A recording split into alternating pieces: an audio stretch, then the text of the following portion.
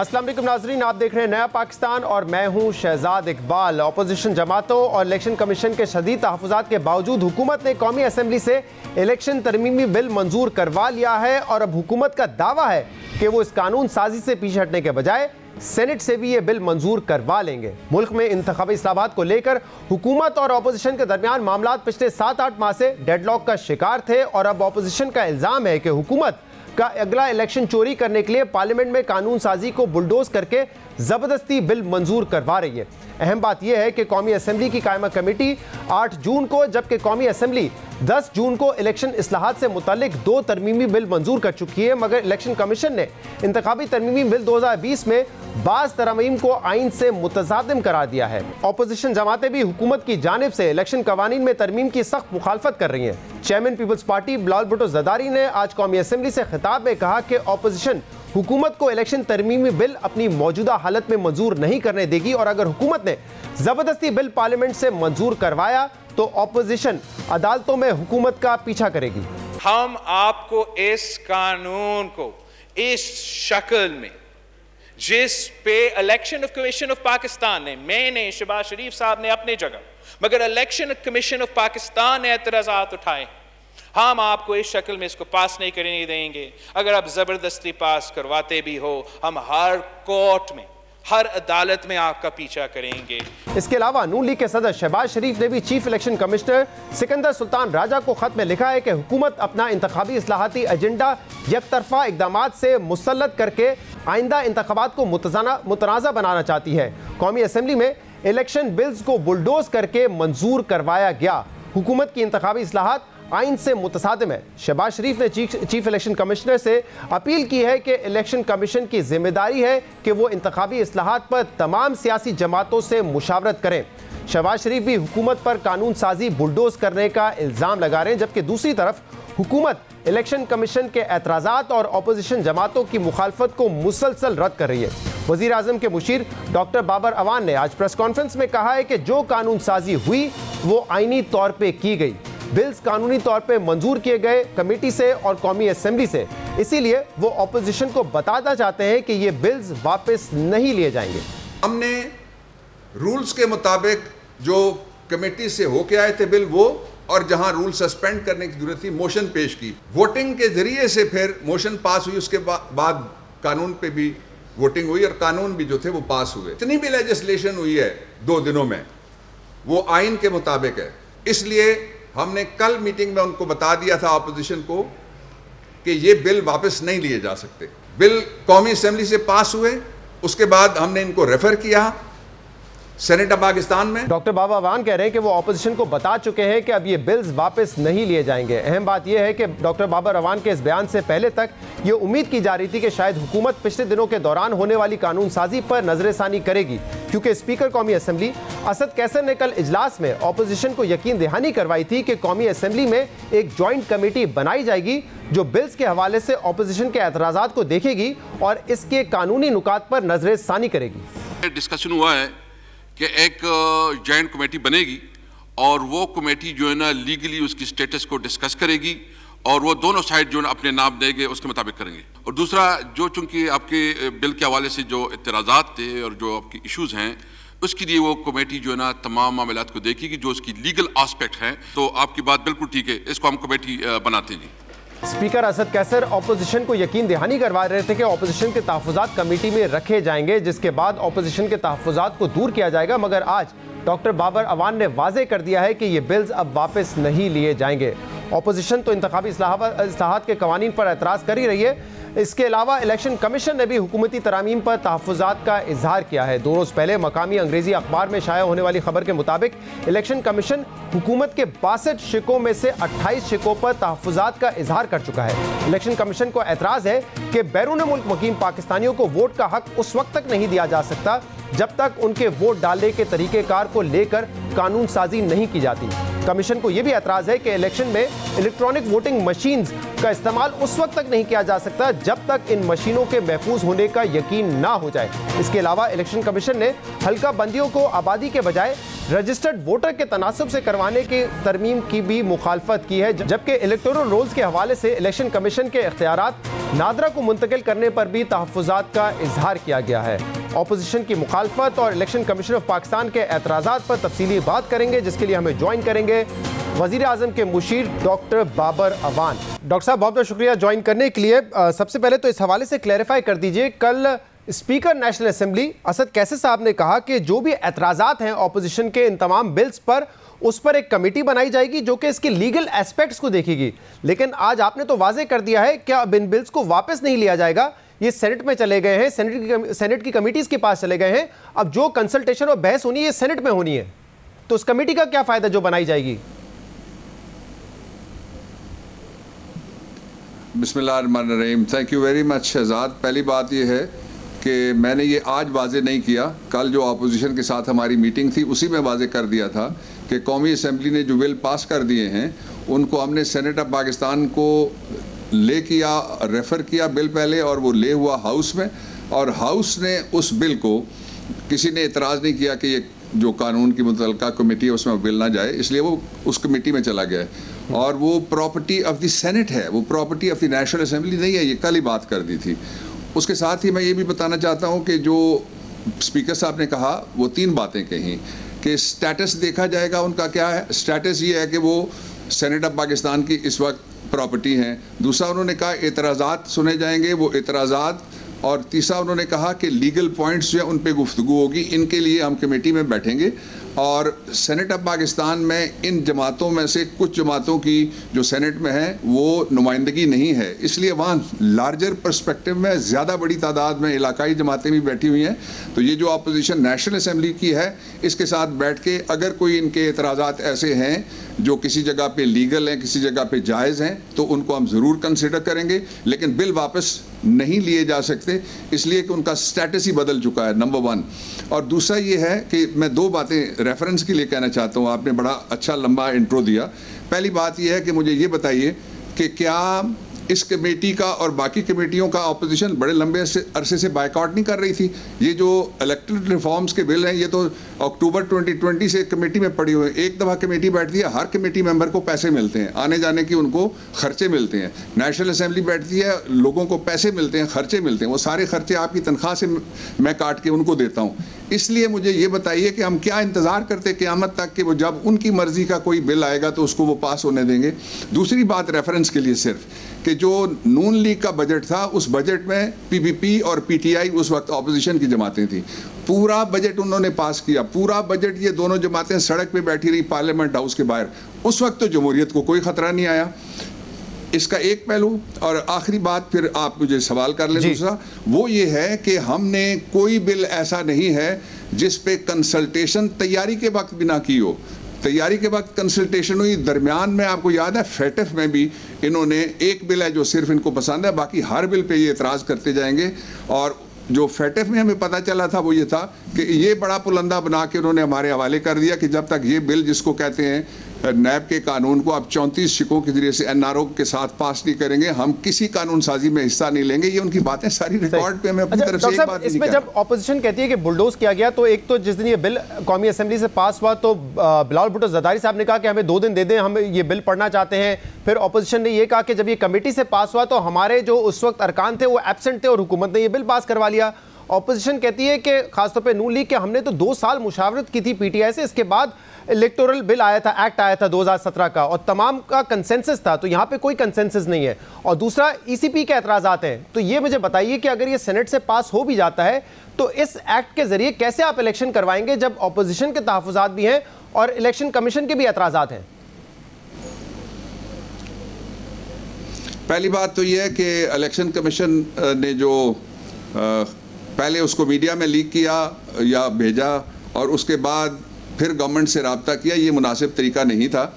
और जो election commission के पॉइंट ऑफ व्यू को गवर्नमेंट कंसिडर करेगी, उनके साथ हमारी इंगेजमेंट मुसलसल सारे अमल के दरमियान जारी रहती है, कानूनी तकाज़े पूरे करने के लिए और गवर्नेंस के तकाज़े पूरे करने के लिए और फेयर फ्री इलेक्शन के लिए।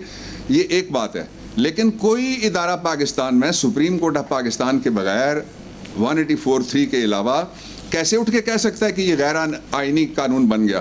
कानून बनाना पार्लियामेंट सुप्रीम है, ये सुप्रीम बॉडी का इख्तियार है कि वो कानून में अमेंड करे, कानून सिरे से बदल दे, कानून को मुस्तरद कर दे, आइन में तरमीम करे, आइन में मजीद डाले और आइन में से कुछ शिकें निकाल दे। ये एक्सक्लूसिव डोमेन है, ये इलेक्शन कमीशन या किसी दूसरे इदारे को ये डोमेन हासिल नहीं है। 18 कॉन्स्टिट्यूशनल अमेंडमेंट में सुप्रीम कोर्ट ने तय कर दिया था कि उन्होंने एक शिक को भी नहीं छेड़ा, बल्कि पार्लियामेंट को दोबारा कहा कि इसको देख लो। लेकिन बाबर रहमान साहब, ये निशानदेही तो कर सकता है ना ईसीपी के, अगर आप कोई कानून बनाते हैं और वो कानून मुतसादिम है आइन से, तो वो निशानदेही तो कर सकते हैं ना इस चीज की। जी 3 सवाल हुए, मुझे जरा 3 जुमले तो कहने दीजिए। ये पहला जुमला था। अब आ जाइए दूसरे जुमले की तरफ कि क्या वो कोई अपना पॉइंट ऑफ व्यू दे सकते हैं। डेफिनेटली अगले हफ्ते पॉइंट ऑफ व्यू वो देंगे, हम उसको कंसिडर करेंगे और उसको मैं किसी जगह भी ये बात कहने के लिए तैयार हूँ कि आपने कहा जी कि किसी को सुना नहीं गया। दूसरे सवाल के हिस्से पे आ जाए, बिलावल साहब, उनके जो पार्टी के नुमाइंदे थे वो एक मेंबर हैं इसके, वो मौजूद थे। मैं इस कमेटी में उस दिन मौजूद था जिस दिन ये वोटिंग होनी थी, और since I am not a voter इसलिए वोटिंग से पहले मैं उठ के चला गया था। उनके नुमाइंदे ने कहा, ऑन रिकॉर्ड है, आप ले लें नेशनल असेंबली से, उनके नुमाइंदे ने कहा कि मैं बाइकआउट करता हूँ। तो कमेटी का बाइकआउट वहाँ करते हैं और या अपने लीडर को बताते नहीं है या वो गलत बयानी करवाते हैं उनसे। 2, तीसरा ये है कि जो नून लीग है उसके सारे लोग वहाँ पे मौजूद थे और वो एंड तक बैठे जब तक वोटिंग में उनको शिकस्त नहीं हो गई। और इलेक्शन कमीशन ऑफ पाकिस्तान का DG लॉ वहाँ मौजूद थे। आप उनकी तस्वीर कहें, मैं आपको अभी भेज सकता हूँ, मेरे मोबाइल के अंदर है। ये कहना कि हमें सुना नहीं गया, ये गलत बात है। जो भी कहेगा कि सुना नहीं गया, सुना सबको गया था। लेकिन फिर जब मेजॉरिटी एक वोट करती है तो मुझे ये बताइए कि सारी दुनिया में किस तरह से कानून पास होते हैं। अभी ब्रेग्जिट के जो कानून थे वो किस तरह से पास हुए थे? पहले जिरगे करना शुरू कर देते हैं, पहले आप अपना मौक़िफ़ बताते हैं और मौक़िफ़ बताने के बाद आप लेके आते हैं तरमीम। तरमीम फ्लोर पे लाई जा सकती है, आउट ऑफ फ्लोर जो कुछ कहते हैं उसको लॉबिंग कहा जाता है। वो जितनी इस हुकूमत ने किया और हौसला इस हुकूमत ने किया है, आप ही हम पे तनकीद करते हैं जी कानून साजी नहीं हो रही। अब कानून साजी हो रही है तो वो कहते हैं जी ये क्यों हो गई। यानी ये आपके शहर के, मैं बताना चाहता हूँ आपको, 3 कानून थे, वो 2019 से पड़े हुए थे कमेटी में। अच्छा, और वो शिपिंग के हवाले से थे और अली जैदी के। तो 3 साल बाद वो कानून पास हो गए, बड़ी ज्यादती हो गई। ना बनाए वो बड़ी अच्छी बात है। स्पेसिफिकली रहते हैं इस पे, इलेक्शन एक्ट पे बात करते हैं, जो अमेंडमेंट इसमें हुई है, जो एतराज़ात ईसीपी के वो भी आपके सामने रखता हूं और इसी किस्म के एतराज़ात ऑपोजिशन के भी हैं। अब मिसाल के तौर पे आप कहते हैं कि ओवरसीज पाकिस्तानीज को वोट मिलना चाहिए और ये आपने अमेंडमेंट कर दिया, ताकि मैं जवाब हाँ बारी बात कर लेते हैं। 2-3 जो इंपॉर्टेंट है उस पर बात कर लेते हैं। ओवरसीज वोटिंग का है, आप कहते हैं कि ओवरसीज वोटिंग होनी चाहिए। अब इसमें इलेक्शन कमीशन का ये एतराज़ है कि अमेंडमेंट हमें बताता नहीं है कि कैसे टेक्निकल एफिकेसी होगी, इसकी सीक्रेसी क्या होगी, सिक्योरिटी क्या होगी और तरीकेकार क्या होगा इसका। कह रहे हैं इस अमेंडमेंट में हमें कुछ नहीं बताया गया इस हवाले से और ये पहले बताया जाए और फिर लेजिस्लेशन होगी इस पर। जी, ये सारा पाकिस्तान में किस जगह वोटिंग होती है जिसका सारा तरीकाकार कानून में लिखा जाता है? सेनेट ऑफ पाकिस्तान की वोटिंग है, कौमी असेंबली की वोटिंग है, सदर के इलेक्शन की वोटिंग है, वो सारा उसका तरीकाकार इलेक्शन एक्ट में नहीं लिखा जाता शहजाद साहब। वो रूल्स बनाए जाते हैं। जो आप नेशनल असेंबली की वोटिंग में हिस्सा लेते हैं, जो आप सूबाई असेंबली की वोटिंग में हिस्सा लेते हैं, वो सारे शहजाद साहब उसके रूल्स बनाए जाते हैं। तो ये इलेक्शन कमीशन के पास जब कानून जाए तो वो रूल्स बना लें। रूल्स बनाने के लिए वो सारी पार्टियों को बुला लें कि क्या क्या किसका नुक्ता नज़र है वो सुन लें। हमें तो कोई एतराज़ नहीं है, जितनी रजिस्टर्ड पार्टियां इलेक्शन में हिस्सा लेती हैं दूसरों का भी हक है, उनको भी बुला लें, हमें कोई एतराज़ नहीं है। ये कहना कि कानून में तरीक़ाकार लिखा जाए, कौमी असेंबली का तरीक़ाकार किस में लिखा हुआ है? गाइड बुक आती है इलेक्शन कमीशन ऑफ पाकिस्तान की तरफ से। जी, अच्छा, तो इसमें आपके जहन में और आपकी पार्टी के जहन में क्या खाका है कि किस तरीके से होगी ये वोटिंग? आई वोटिंग के जरिए करवाएंगे, पोस्टल बैलेट होगा, क्या होगा? ओवरसीज पाकिस्तानी की जब वोटिंग की बात करते हैं आप, और यकीनन इलेक्शन कमीशन के सामने जब वो रूल्स बनाएगा आप भी अपना नुक्ता नजर रखेंगे ना? जी हाँ, 2 तरीके हैं। पहले तो यह है कि किसी आदमी के पास शनाख्त होनी चाहिए कि वो बैरून मुल्क मुकीम पाकिस्तानी है, वैलिड ID होनी चाहिए, नंबर 1। और वैलिड ID की बुनियाद के ऊपर फिर ये तो आखिरी बात उन्होंने कही ना, फिर रजिस्ट्रेशन ऑफ वोट होती है। ये कानून बन गया है, इलेक्शन कमीशन अपने रूल्स बनाए और फौरी तौर पे जो बैरून मुल्क मुकीम पाकिस्तानी, आपको याद है एक दफ़ा पहले भी ये एक्सरसाइज हुई थी उनको रजिस्टर करने की। तकरीबन लोग ये बताते हैं कि 90 लाख से लेकर करोड़ के दरमियान लोग हैं। तो उस वक्त जब एक्सरसाइज हुई तो सिर्फ 4000 मुझे मुतलका लोगों ने, इदारे ने बताया कि वोट रजिस्टर हो सके थे। तो इसके लिए तो बाकायदा कैंपेन करनी पड़ेगी, सारे पॉलिटिकल लीडरशिप को अपील करने पड़ेगी। मैंने पिछली मीटिंग में इलेक्शन कमीशन को कहा, जब हम 4 वजीर पिछले हफ्ते मिलने गए थे, मैंने कहा कि आप इसकी कैंपेन देख लीजिए और जो फंडिंग इसके लिए चाहिए वो गवर्नमेंट करने के लिए तैयार है। इसलिए जो तरीका कार तय करना है वो आप कर लें। कैंपेन तो बहुत बात की बात है, लेकिन क्या पीटीआई ये चाहती है कि इजाफी सीट्स हो या जो ऑलरेडी एग्जिस्टिंग सीट्स हैं उसी पे वो वोट करेंगे और इंटरनेट वोटिंग होगी या पोस्टल बैलेटिंग होगी? इसमें पीटीआई की क्या राय है? पीटीआई इस वक्त कोई राय इसलिए नहीं देना चाहती कि हमने लॉ बना दिया है, लॉ बनेगा और इलेक्शन कमीशन ऑफ पाकिस्तान ये काम करे कि इसलिए कि 218(3) कहता है फेयर, फ्री और transparent election in accordance with law करवाना ये इलेक्शन कमीशन की जिम्मेदारी है। वो अपनी जिम्मेदारी की तरफ देखेंगे जब, तो फिर हमारा ये सिर्फ एक ही हमारा नुक्ता नज़र है, वो ये है जो आइन के मुताबिक है। आइन में मेरा और आपका वोट जो है फंडामेंटल राइट है, तो जो बैरून मुल्क चला गया उसका फंडामेंटल राइट नहीं रहा, उसको किस तरह मना कराया जा सकता है? ये दो लोगों ने, लीडरों ने बात की, उन्होंने कहा इलेक्शन कमीशन ऑफ पाकिस्तान बनाएगा तो फंडामेंटल राइट है, जब वो जिस हल्के में भी देना चाहें वोट वो दे सकते हैं। जब पीटीआई इस कॉज के पीछे खड़ी हुई है कि ओवरसीज पाकिस्तानीज को ये राइट होना चाहिए वोट का, तो कम से कम एक तरीकाकार तो बताए ना जो कि एफिशिएंट तरीका हो, जिससे सीक्रेसी भी हो। ये तो बताएगी ना पीटीआई, कुछ आपने सोचा होगा ना कि कैसे इसको ट्रांसपेरेंट बनाया जा सकता है?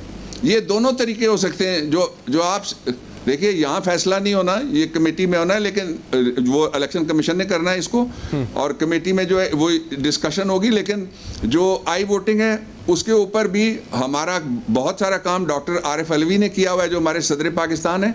और उसके अलावा अगर कोई तरीका कार है तो जाहिर है वो बैरून मुल्क बैठे हुए जो लोग हैं उनको वोट में शरीक करना चाहिए। अफगानिस्तान के लोग पाकिस्तान में बैठ के वोट देते हैं मुहाजिर कैंपों से। ये बड़ी अजीब बात है कि हमसे कोई तरीका कार ही नहीं बन सकता।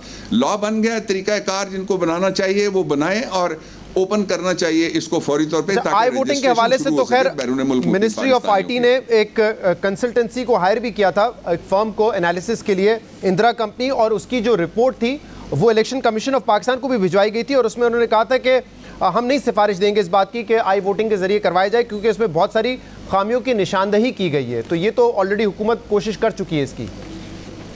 नहीं, आई वोटिंग पे नहीं थी वो ये थी कि जो एग्जिस्टिंग सिस्टम है नादरा का, उस सिस्टम के बारे में कंसल्टेंसी ये थी कि उसके बारे में वो अपनी एक जायज़ा रिपोर्ट जो है वो पेश करें। वो रिपोर्ट मैंने भी देखी है, वो गवर्नमेंट के पास भी है और इलेक्शन कमीशन ने भी देखी थी। इसलिए ये कहना कि किसी जगह पे कोई किसी एक चीज़ को बहाना बना के हम वो लोग जिनका आप सारे और हम सारे नारे मारते हैं रोज़, इतने मुहब्बे वतन पाकिस्तान का सबसे बड़ा कमाऊ पूत मुल्क से बाहर बैठा हुआ है, हम अंडा पहले या मुर्गी पहले की बहस में कि रूल्स पहले या कानून पहले की बहस छेड़ के उनको महरूम कर दें? ऐसा नहीं होना चाहिए। ये रूल्स पहले भी बने हुए हैं। जहाँ पे 22 करोड़ लोगों के मुल्क में इलेक्शन होता है वहाँ हमें ये कोई इलेक्शन कराना नामुमकिन नहीं है। इस वक्त ये बहस मैं छेड़ना ही नहीं चाहता। एक आसान नुस्खा ये है कि वो इतराज़ बताया जाए कि इन लोगों को पाकिस्तानी जो पाकिस्तान में रहते हैं उनके बराबर हुकूक क्यों ना दिए जाएं, वो इतराज़ बताया जाए, मैं उसका जवाब दूं। सही है, लेकिन इलेक्शन कमीशन ऑफ पाकिस्तान क्योंकि इस पर एतराज़ कर रहा है, इसलिए सवाल मैं आपसे ज़रूर करूंगा। इलेक्ट्रॉनिक वोटिंग मशीन के हवाले से भी उन्होंने कहा है कि हमें बताया जाए कि किस तरीके से इसके ज़रिए फ्री एंड फेयर इलेक्शन हो सकते हैं, हमें बताया जाए कि वो मशीन्स क्या होंगी और कैसे ट्रांसपेरेंट इलेक्शन इंश्योर करवाया जा सकता है। वो कह रहे हैं कि ये बताया जाए क्योंकि अमेंडमेंट में कुछ इस बात का जिक्र नहीं है। इस पे भी जो हो चुका है वो मैं आपको बता देता हूँ। एक तो ये है कि इस पे जितनी भी अवेलेबल मशीन्स हैं वो सारी की सारी इलेक्शन कमीशन ऑफ पाकिस्तान ने, जिस कंपनी का आप नाम ले रहे थे थोड़ी देर पहले, उनकी बनाई हुई भी गालबन एक मशीन वो देख चुके हैं और उनको डिमॉन्स्ट्रेशन करवाने के लिए जो मिनिस्टर साइंस एंड टेक्नोलॉजी हैं उन्होंने कोऑर्डिनेशन किया। एक बात। दूसरा ये है कि जो एक टेस्ट रन हुआ था उसकी एक machine election commission of Pakistan के नुमाइंदों ने जिस मीटिंग में दिखाई उसमें मैं भी मौजूद था, उन्होंने खुद दिखाई और तरीका कार वोट का बताया। फिर उसी मशीन को उठा के हम लेके गए, हमने कौमी असेंबली में जाके वहाँ पे, आपको याद है कि पार्लियामेंट हाउस में हमने वो उसका मशीन का डिस्प्ले किया। मैं जियो के हवाले से एक ऑफ़र करना चाहता हूँ। आप अपोजिशन से पूछें कौन सी मशीन वो चाहते हैं वो इलेक्शन कमीशन को दिखा दें, हमें कोई एतराज़ थोड़ा ही है, दिखाएं ना जी। लेकिन ये नहीं कहा जा सकता कि मशीन का फैसला जाहिर है हम नहीं कर सकते, गवर्नमेंट नहीं खरीदेगी।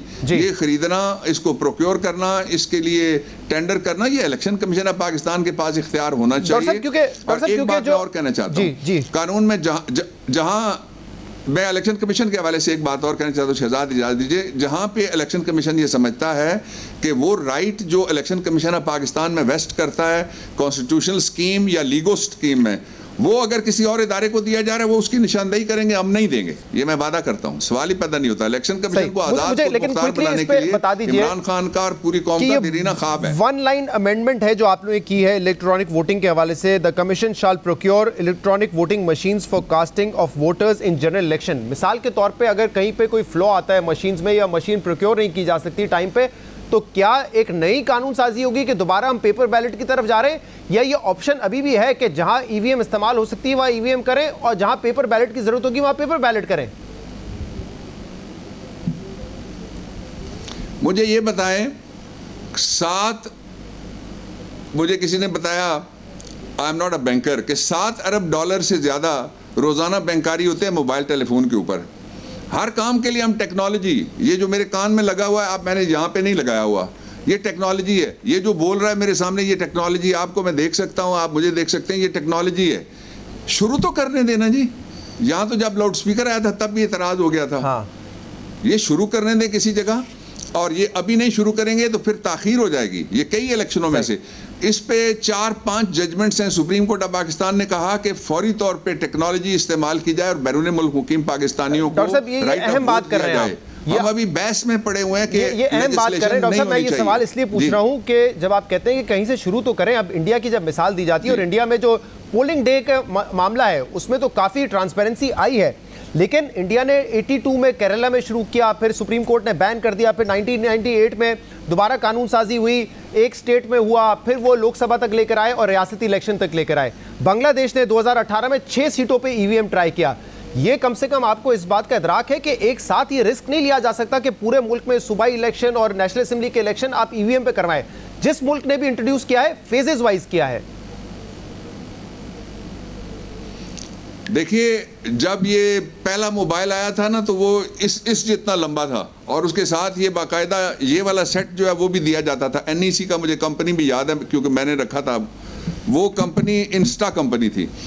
अब मोबाइल ये आ गया है, टेक्नोलॉजी आगे बढ़ गई है। जिस ज़माने की आप बात कर रहे हैं, लोगों ने जो तजर्बात किए हैं उनसे हम फ़ायदा उठा सकते हैं।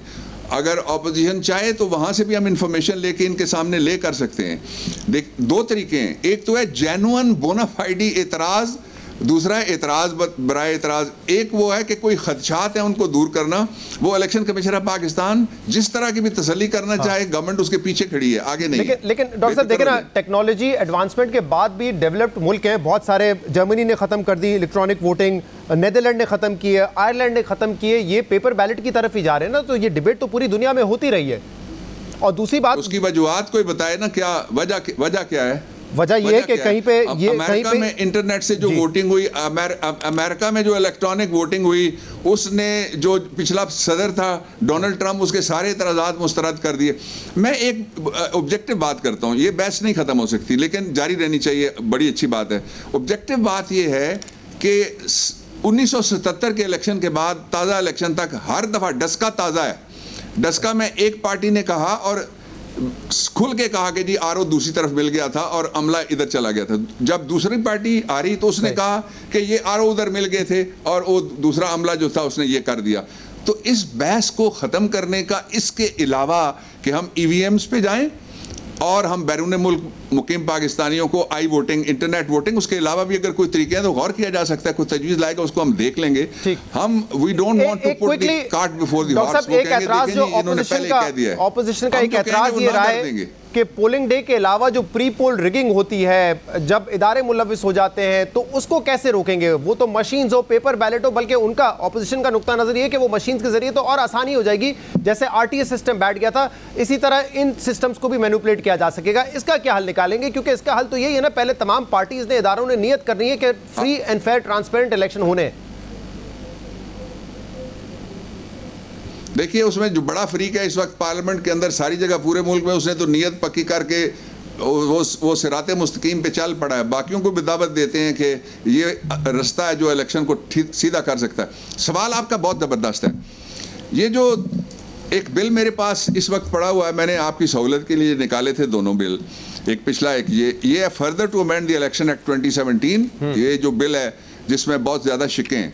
3 हिस्से होते हैं इलेक्शन के। एक प्री पोल रिगिंग, उसमें सबसे बड़ी रिगिंग 2 जगह होती है, एक हल्का बंदी में होती है, उसका इलाज हमने दरियाफ्त किया, और दूसरी जो रिगिंग होती है वो होती है जब पोलिंग स्टाफ, एक भाई एमपीए का कैंडिडेट है मीरपुर माथैलो में से और दूसरा भाई वहां पे तहसीलदार है। हमने कहा डिस्ट्रिक्ट से बाहर का अफसर आएगा, जिस डिस्ट्रिक्ट का उसका ताल्लुक है वहां से नहीं आएगा। और इसके अलावा भी बहुत सारी इसमें तजावीज़ मौजूद है। दूसरा, इलेक्शन वाले डे को ट्रांसपेरेंट बनाने के लिए 4-5 इकदाम। अच्छा, और फिर पोस्ट इलेक्शन मेरे पास सबसे ज्यादा वक्त नहीं है, लेकिन क्योंकि आपने ये बात छेड़ी है, फॉर्म नंबर 45 नहीं मिला, जो फॉर्म नंबर 47 नहीं मिला, फॉर्म नंबर 48 नहीं मिला, उसका इलाज हमने किया है। इसको ये शहजाद साहब उनको कहें, आपने कौन सी ये जो डिलिमिटेशन वाली बात आप कर रहे हैं सर, ये तो आइन में भी लिखी हुई है ना कि हाथ रख के मुझे बताएं उन्होंने ये बिल पढ़ा है नहीं पढ़ा। आर्टिकल 51, उन्होंने बजट ना पढ़ा ना ये बिल पढ़ा, ना वो सुना ना ये सुना। डॉक्टर साहब, मैंने पढ़ा है और मैंने ईसीपी के एतराजात भी पढ़े हैं। आर्टिकल 51(5) क्लियरली कहता है कि जो डिलिमिटेशन होगी वो पॉपुलेशन के जरिए होगी। ये आइन कहता है। आप एक्ट में तब्दीली कर रहे हैं, कानून में तब्दीली कर रहे हैं कि नहीं वोटर के ऊपर होगी डिलिमिटेशन। ये तो आइन से मुतसादिम है, क्लियरली है ना, आइन में लिखा हुआ है। एक सेकंड, बहुत अच्छा आपने कहा शहजाद इकबाल। जिस तरह ये डॉक्टर के लिखे हुए नुस्खे मैं और आप दोनों नहीं पढ़ सकते ना, फार्मासिस्ट पढ़ सकता है, इसलिए कानून को पढ़ना मुझे इजाजत दीजिए, मुझे 40 साल होने वाले हैं। क्विकली ये लिखा हुआ है कि पॉपुलेशन, एक सेकंड, पॉपुलेशन का मतलब क्या है? शहरी का मतलब क्या है? वोटर का क्या मतलब है? अवाम। अब जो डिलिमिटेशन हुई थी वो पता है क्या है? वो इलाके पे है। आप बिल्कुल ठीक कहते हैं, ये 51 के एन मुताबिक है। मुझे नहीं पता किसने ब्रीफ उनका बनाया है। पॉपुलेशन का मतलब ही वोट है ना जी। पॉपुलेशन का मतलब क्या है? दीवार। पॉपुलेशन का मतलब इलेक्ट्रॉनिक मशीन है या मोबाइल फोन है? नहीं है। यही तो हमने तरमीम की है। मैं तो कहता हूं, सबको मैं मिन्नत करता हूं आपके जरिए कि खुदारा ये कौम को हम मेरे पास वक्त कम हो गया, लेकिन इसमें भी बात कर सकते हैं। पॉपुलेशन आप किसको कह रहे हो, वो किसको कह रहे हैं, क्योंकि 18 साल से जो छोटे होंगे वो वोटर में तो काउंट नहीं होते, लेकिन जब कोई एमएनए या एमपीए इलेक्ट होता है तो उसकी जिम्मेदारी होती है कि वो तमाम लोगों को, चाहे वो 18 साल से छोटे हो, उनके हवाले से भी रिसोर्सेज का बंदोबस्त करें, क्योंकि वो भी उसके हल्के में आएंगे। एक ब्रेक के बाद एहसन इकबाल साहब से इसमें बात करेंगे। वेलकम बैक नाज़रीन। इलेक्शन जो रिफॉर्म बिल है वो अब मंजूर हो गया कौमी असम्बली से। इस पर मजीद बात करेंगे, जिसके लिए हमें एहसन इकबाल साहब ने ज्वाइन किया है, PMLN के सीनियर रहनुमा। एहसन इकबाल साहब, बहुत बहुत शुक्रिया वक्त देने के लिए। सबसे पहले तो आज डॉक्टर बाबर अवान साहब ने क्लियर कर दिया है कि जो बिल पास हो चुके हैं, खासतौर पर इलेक्शन एक्ट में जो अमेंडमेंट का बिल है, अब वो वापस नहीं लिया जाएगा। ये सेनेट में पहुंच चुका है और सेनेट में अब इस पर बहस होगी, तो जो कौमी असम्बली के अरकान है वो भी इस पर बात कर सकते हैं, लेकिन बिल वापस नहीं होगा। जो कमेटी बनेगी उसका ये मैंडेट नहीं कि वो इस बिल को वापस करें। ये क्लैरिफाई कर दिया था, वो कह रहे हैं हमने कल बता दिया था ऑपोजिशन को। जी शुक्रिया शहजाद। देखिए, यही वजह है कि ऑपोजिशन इस हुकूमत पर एतबार करने के लिए तैयार नहीं है। ये डबल फेस्ड हुकूमत है। जब ये मुश्किल में आते हैं तो ये वादे वईद करते हैं। स्पीकर साहब ने पूरी कौमी असम्बली के सामने वो फैसला पढ़कर सुनाया जिसके एक कमेटी बनाई गई जो जायजा लेगी कि वो मुतनाज़ा लेजिस्लेशन जो हुकूमत ने बुलडोज करके की थी उसको कैसे वापस लिया जा सकता है। एक तरफ उसी बुनियाद के ऊपर इन्होंने ऑपोजिशन से कहा कि हम उसे रिव्यू करने के लिए तैयार हैं। आप डिप्टी स्पीकर के खिलाफ जो नो कॉन्फिडेंस आपने उस दिन की लेजिस्लेशन के प्रोटेस्ट में की है वो वापस ले लें, क्योंकि हम आपकी इस शिकायत का इजाला करने के लिए तैयार हैं। और अब बाबर अवान साहब फरमाते हैं कि वो एक डन चीज़ है, उसको वापस नहीं किया जा सकता। ये इस हुकूमत का टिपिकल फेस है कि ये एक बात तय करते हैं, उससे मुकर जाते हैं। अब दूसरी बात यह है कि ये जो इलेक्टोरल रिफॉर्म इन्होंने बिल बुलडोज किया है, ये पाकिस्तान में एक बड़ी खतरनाक प्रेसिडेंट बनने जा रही है। देखिए, इलेक्शन में हुकूमत फरीक नहीं होती, इलेक्शन के अंदर तमाम पॉलिटिकल पार्टीज फरीक होती हैं। यही वजह है कि 2017-18 में जब पिछले इलेक्शन से कबल हमारी हुकूमत ने इलेक्टोरल रिफॉर्म्स की थी तो हमने तमाम जमातों की कमेटी बनाई, जिसमें असद उमर साहब, आरिफ अलवी साहब, शीरी मजारी साहिबा PTI के शरीक थे, और इत्तफाक राय के साथ वो तजावीज़ जिन पर तमाम जमातों का इत्तफाक हुआ उन्हें असेंबली से मंजूर कराया गया। क्योंकि अगर आप इलेक्टोरल रिफॉर्म पर कंसेंसस नहीं करेंगे तो आपने मुतनाज़ा इलेक्शन की बुनियाद रख दी है और एक बड़ी खतरनाक प्रेसिडेंट कायम कर दी है कि कल को जो भी हुकूमत होगी वो अपनी मेजॉरिटी से इलेक्शन लॉज को चेंज करेगी, अपनी एडवांटेज में चेंज करेगी और इलेक्शन को स्टील कर लेगी। एहसन साहब, दो चीजें एहसन साहब, एक तो आपने कहा कि टू फेस्ड है, हमें कुछ कहते हैं, असेंबली में कुछ कहते हैं, फिर बाद में वो कर जाते हैं, लेकिन डॉक्टर बाबर अवान कह रहे हैं कि हमने ऑपोजिशन के तमाम लोगों को बता दिया था कि इससे पीछे नहीं हटेंगे हम, ये सेनेट में भेज दिया गया है। ये उन्होंने कहा था, नहीं कहा था आपसे? मैं आपसे कहूंगा कि आप सिर्फ स्पीकर साहब की वो अनाउंसमेंट सुने जो उन्होंने कौमी असेंबली के सामने पढ़कर सुनाई है, और वहां पर उन्होंने मुकम्मल तौर पे जो कमेटी बनाई थी, अगर वो रिवर्स नहीं हो सकती तो फिर नेशनल असेंबली की कमेटी बनाने का क्या जवाब था? क्यों एक कमेटी बनाई गई जो उसके ऊपर रिव्यू करेगी? तो ये बात कह देना कि वो डन डील है, तो फिर आपने वो कमेटी क्यों एग्री की है कि, और स्पीकर साहब ने क्यों वहां पर कहा कि ये हो सकता है? तो यही वो धोखेबाजी है जो ये करते हैं, जिसकी वजह से हम मुसलसल कह रहे हैं कि ये हुकूमत इस लायक नहीं है कि इसके ऊपर भरोसा किया जाए। अब जो दूसरा मामला है, आप कह रहे हैं कि कंसेंसस से हमने अपने दौर में किया, इन्होंने नहीं किया। अब अक्टूबर 2020 से बिल है, बता दीजिए कि आपके जो अरकान वहां पे मौजूद थे, उन्होंने फिर इसको एब्सेंट क्यों हो गए जिस दिन वोट हो रहा था? उन्होंने कितनी अमेंडमेंट पेश की? आपकी पार्टीज ने कितनी अमेंडमेंट पेश की? आप लोग जब इंटरेस्ट ही नहीं लेंगे किसी चीज में, आप कहते हैं कि हमने बात ही नहीं करनी फैटेफ के बाद जो हुआ, तो फिर ऑपोजिशन, फिर हुकूमत क्या करे? हुकूमत तो फिर मेजॉरिटी से बिल पास कराएगी ना। ये भी गुमराह करके गए हैं, मिस स्टेटमेंट करके गए हैं। इस हुकूमत का वतीरा है कि इतनी ढिठाई के साथ ये झूठ बोलती है कि उसको सच दिखाने की कोशिश करती है। वो जो मुतनाज़ा बिल है उसके साथ 45 से ज्यादा अमेंडमेंट्स हैं जो मुस्लिम लीग नून ने दी हुई हैं, और हमारे एतराजात उस बिल के साथ लगे हुए हैं। हमने उस पर एतराज किया और अपनी काउंटर प्रपोजल्स दी हैं। 45 के करीब हमारी तजावीज़ हैं जो काउंटर प्रपोजल्स हैं। इसीलिए हमने कहा था कि ये हुकूमत में ये सलाहियत नहीं है कि ये कंसेंसस कर सके। जिस इदारे के पास आईनी मैंडेट है कि वो फेयर एंड फ्री इलेक्शन करे, उसका फर्ज है, और इसके लिए लीडर ऑफ ऑपोजिशन ने चीफ इलेक्शन कमिश्नर को खत भी लिखा है कि आप तमाम पार्टीज को बुलाएं, एक नेशनल कंसेंसस करें, जो भी कंसेंसस हो उसके मुताबिक फिर पार्लियामेंट में लेजिस्लेशन की जाए। नहीं, लेकिन अगर हुकूमत, डॉक्टर साहब ने ये कहा है कि पार्लियामेंट ने कानून साजी करनी है, रूल्स बनाने हैं, इलेक्शन कमीशन ऑफ पाकिस्तान ने वो तमाम पार्टी से मुशावरत करके बना ले। हमने तो सिर्फ ये तय करना है कि क्या ओवरसीज पाकिस्तानी को वोट का हक होना चाहिए, क्या ईवीएम्स का इस्तेमाल होना चाहिए, ये हमारा कहना है।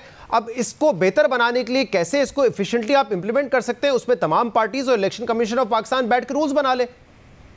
देखिए, आपने जब उनसे सवाल किया तो वो आए बाएं शाएं कर रहे थे, उनके पास कोई जवाब नहीं था कि ओवरसीज पाकिस्तानीज को वो कैसे वोट डलवाएंगे।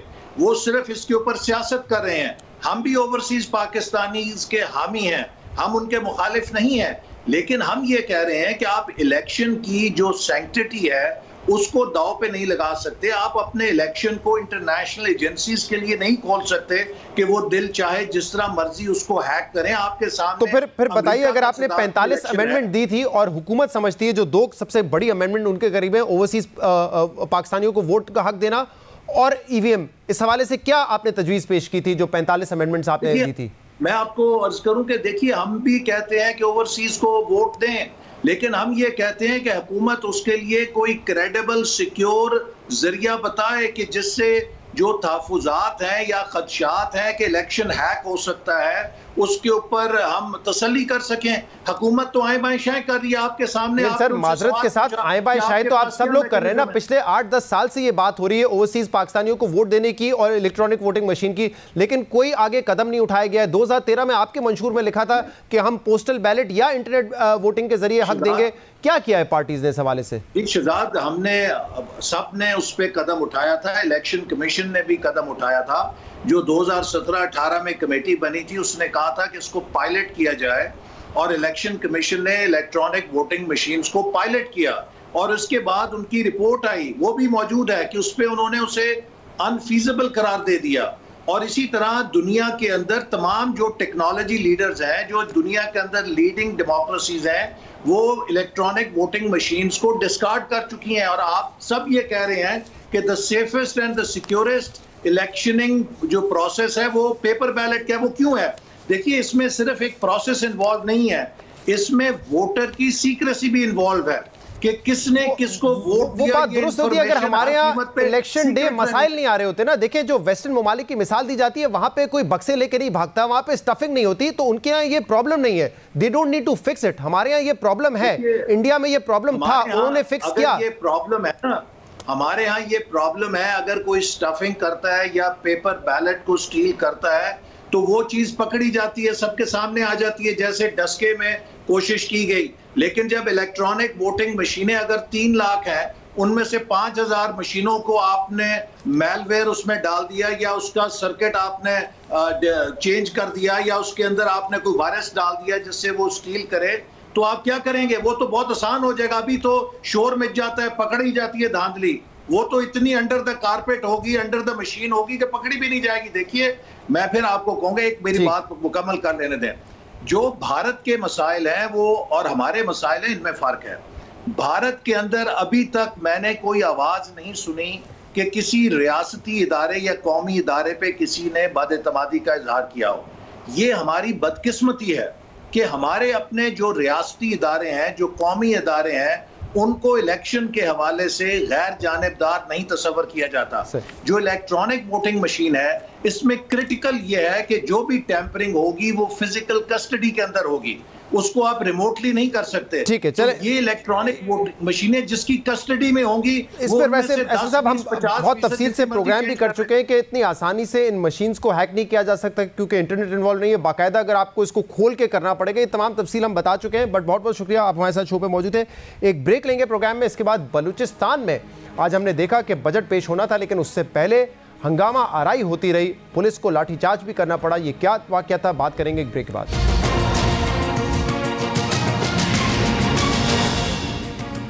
वेलकम बैक नाजरीन। 3 रोज पहले कौमी असेंबली में ऑपोजिशन और हुकूमत के दरमियान हंगामा आराई हुई और आज हमने देखा कि बलूचिस्तान असेंबली के बाहर ऑपोजिशन और हुकूमत के दरमियान हंगामा आराई हुई। आज 4 बजे बजट सेशन का आगाज़ होना था, लेकिन क्योंकि ऑपोजिशन ने गेट्स बंद कर दिए थे, इसीलिए ये बजट सेशन ताख़ीर से शुरू हुआ। और जब स्पीच शुरू हो गई तो उसके बाद ऑपोजिशन आना चाहती थी अंदर, लेकिन उनको अंदर आने की इजाज़त नहीं दी गई। ये सारा मामला क्या है, क्यों शिकायत कर रही है ऑपोजिशन, इस पर बात करेंगे। हुकूमत के तर्जुमान लियाकत शेवानी इस वक्त हमारे साथ मौजूद है। बहुत बहुत शुक्रिया लियाकत साहब, आपने हमें ज्वाइन किया। ये एतराज़ है और पिछले चंद दिन से एहतजाज कर रही है ऑपोजिशन के जो बजट स्कीम्स हैं वो ऑपोजिशन को नहीं दी जा रही, उनके इलाकों में नहीं दी जा रही है, और इस हवाले से वो चंद दिन से एतराज़ कर रहे थे, एहतजाज कर रहे थे। ये इस मामले को पहले क्यों नहीं सेटल किया गया? जी, ये साल में 360 दिन इनको ना आवाम की कोई याद आती है, न इनको अवामी मुफादात से कोई गर्ज रहता है। बजट के 5 दिनों में इस तरह की ये ब्लैकमेलिंग करते हैं। पास्ट में इस तरह की प्रैक्टिसेस रहे हैं, आपको खुद पता है कि कागजात में स्कीमा तो कुछ और ग्राउंड पे काम होता ही नहीं रहा। तो ये पास्ट के प्रैक्टिसेस थे जब MPS के आइडेंटिफिकेशन पे उनके लिए फंड एलोकेट किए जाते थे, फिर वो अपने मर्जी से PSDP लोगों के नाम पे वो स्कीमा से रिफ्लेक्ट कराते थे, फिर कॉन्ट्रैक्टर उनकी मर्जी के मुताबिक अपने होते थे, वो कमीशन किकबैक, वो एक अनफॉर्चुनेट कल्चर रहा है, लेकिन वो बलूचिस्तान गवर्नमेंट ने खत्म कर दिया। आते साथ ही वज़ीर आला बलूचिस्तान जाम कमाल साहब ने पहले ही साल PSDP से 2500 इस तरह की जाली की स्कीमात खत्म कर दिए और ये मुजाहरा करते रहे। हमने बार बार गुजारिशात की है कि आप आएँ, अपने तजावीज़ दें, अपने प्रपोजल दें। अगर आप वाकई संजीदा हैं, अपोजिशन संजीदा है बजट मेकिंग प्रोसेस में, तो इनका शेडो बजट कहाँ गया? क्या इन्होंने किसी प्रेस कॉन्फ्रेंस में मीडिया को आगाह किया? मुत्तहिदा पोजीशन शेडो बजट तो लियाकत साहब यहाँ पे बड़ी से बड़ी जमातें भी नहीं देती, लेकिन वो कह रहे हैं कि एनुअल डेवलपमेंट प्लान में जो हम स्कीमें बता रहे थे कि हमारे हलकों में ये स्कीमें आप इंट्रोड्यूस करें, उसके लिए पैसे रखें, वो इनकार कर दिया हुकूमत ने उससे। नहीं, एक तरफ ये कह रहे हैं कि हमारे हल्कों में हुकूमत जो है स्कीमात नहीं रख रहे हैं, और दूसरी तरफ कह रहे हैं कि हुकूमती अराकीन जो है जिसे वो नॉन इलेक्टेड कहते हैं, उनके आइडेंटिफिकेशन पे हमारे हल्कों में काम किया जा रहा है। पहले तो ये क्लियर करें कि इनके हल्कों में काम हो रहा है, नहीं हो रहा? काम तो बहुत ज्यादा हो रहा है। 78 करोड़ तो सिर्फ हमारे एक MPA जो बड़ा उछलते हैं, बड़ा एक्टिव रहते हैं, उनके हल्कों में काम किया गया। खुजदार में जो है हमने 1 सीट नहीं जीता, 2 अरब रुपए वहां दिए। सरियाब में जो है, कोयटा के सरियाब में सारे निशिस्तें जो है अपोजिशन को मिले हैं, बिलियंस ऑफ रुपीस के वहां पर स्कीमात का आगाज किया गया, उस पर काम जारी है, बिलियंस। कोयटा में 9 नशिस्तों में सिर्फ 4 ट्रेजरी बेंचेस जो कोलिशन पार्टनर है उन्होंने जीते हैं, 5 अपोजिशन के साथ हैं।